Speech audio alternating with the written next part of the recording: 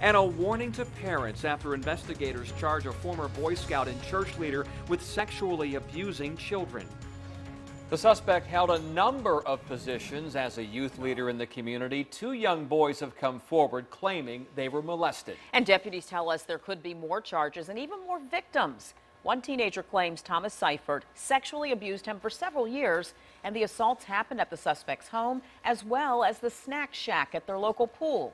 10 on your side's Erin Kelly sat down with the sheriff. Erin, what was he able to share about this investigation?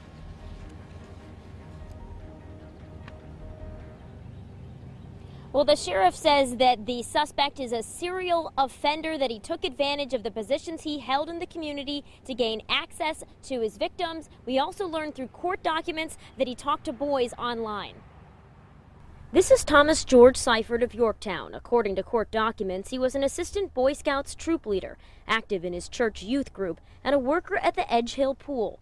And the York-Pocosin Sheriff's Office says he's accused of sexually abusing 2 teenagers in recent years. 14 counts in all. This is fairly recent stuff, enough that memories haven't faded. There's specific incidences that are in the victim's memory that allowed us to be able to actually place charges. Court documents show Seifert's wife alerted investigators about concerns her husband was molesting kids.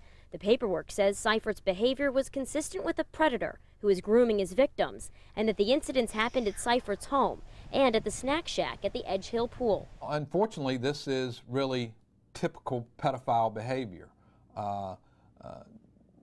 When people have this kind of proclivity for certain types of sexual activity, they target victims in a specific age range. According to court documents, Seifert talked online with boys and gave massages, some as a kind of reward for earning Scout merit badges.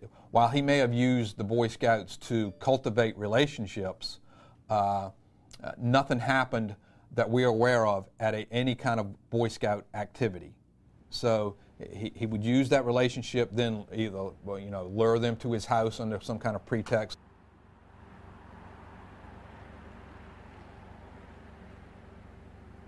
And we received a statement from the Boy Scouts a short while ago. It says, in part, the BSA seeks to prevent child abuse through a comprehensive program of education, the chartered organization leader selection process, criminal background and other checks, policies and procedures to serve as barriers to abuse, and the prompt mandatory reporting of any allegation or suspicion of abuse. Now, the suspect declined to talk to us from jail. Nobody answered the door at his home. We also tried to talk to some people by the pool there, affiliated with the board, the Edge Hill board. And a board member told us that they would not be commenting on this case.